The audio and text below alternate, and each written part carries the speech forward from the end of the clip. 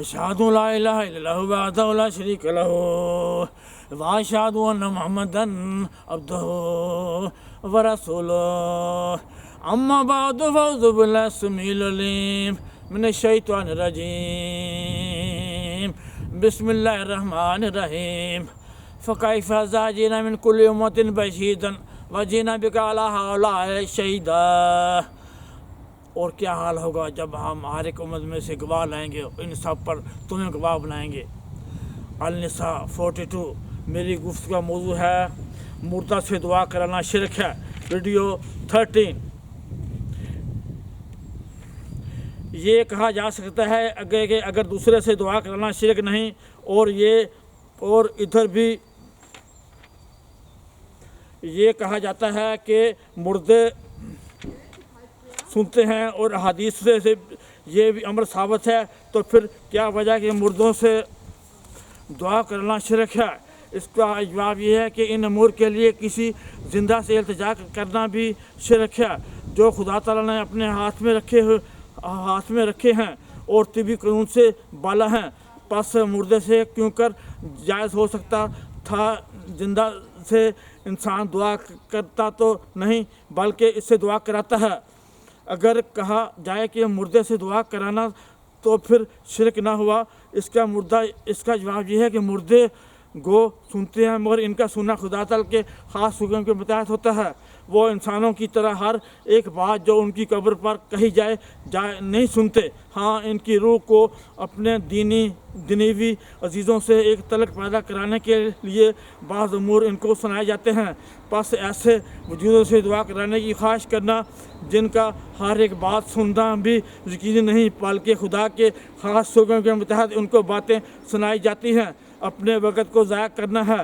اتنی دیر انسان خدا سے ہی کیوں دعا نہ کرے؟ ہاں، اگر کشف یا وحی یا سے کسی انسان کو کوئی مردہ بزرگ کی زیارت کرائی جائے اور اس پر منکشف ہو جائے تو اس کے لیے دعا یا شفاعت کی توفیق دی جائے گی اور وہ اسے دعا کے لیے کہے تو یہ جائز ہوگا، بلکہ یہ خدا تعالیٰ کی حکمتوں میں سے ایک حکمت ہوگی جسے وہی لوگ سمجھ سکتے ہیں جن کو خدا تعالیٰ کی طرف سے باریک روحانی علم دیا گیا ہے۔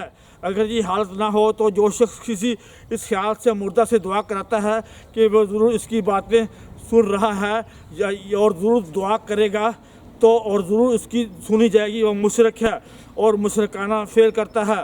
اور جو شخص سمجھتا ہے کہ دعا طبی قانون کے متحد رہے اور دنیا میں ہی خدا کا خاص فعل ان کو دنیا کی آوازیں سنا سکتا ہے اور خدا کی خاص اجازت سے ہی یہ دعا کر سکتے ہیں، اور خدا چاہے تو ان کی سنیں اور چاہے تو نہ سنیں، ایسے شخص کا مردہ سے دعا کرانے کی خواہش کرنا شرک نہ ہوگا۔ ہاں، بس اوقات ایک ابس فعل اور وقت کا ضیاع کرنا ہوگا، بسا اوقات مکروہ فعل ہوگا اور بسا اوقات ناجائز ہوگا، گو شرک کی حد تک نہ پہنچنے، کیونکہ دوسرے سے دعا کرانے کی اصل حکمت صحبت صالحہ کی طرف توجہ دلانا ہے۔ اگر مردوں سے دعا کرانے کا دروازہ کھلا ہو تو زندوں سے دعا کرنے کا رواج، اس طرح صحبت صالحہ سے فائدہ اٹھانے کا رواج بہت کم ہو جائے گا اور اس سے دنیا کی روحانی ترقی کو نقصان پہنچے گا۔ میرے نزدیک زندہ سے دعا کرانے کا فائدہ خواہ وہ وفات یافتہ سے بہت ہی کم درجہ پر کیوں نہ ہو، بہت زیادہ ہوگا، بشرطیکہ کہ یہ تسلیم کر لیا جائے کہ مردہ سے دعا کرانے کا اس موقع پر سے کوئی فائدہ ہوا۔ مردہ سے دعا کرانے کا جو استثناء میں نے بیان کیا ہے، اس کی مثال حضرت مسیح موعود علیہ السلام کی زندگی میں ملتی ہے۔ آپ کو بعض کشوف کے ذریعہ رسول حضرت وسلم اور حضرت مسیح ناصری سے ملایا گیا اور ان سے دعا کرنے کی خواہش کرائی گئی، جسے آپ نے اپنی بعض تحریروں میں اور نظموں میں بیان کیا ہے، اور جاہل اور نادان خشک ملاؤں نے اس پر اعتراض کیا ہے۔ ما علینا الا البلاغ۔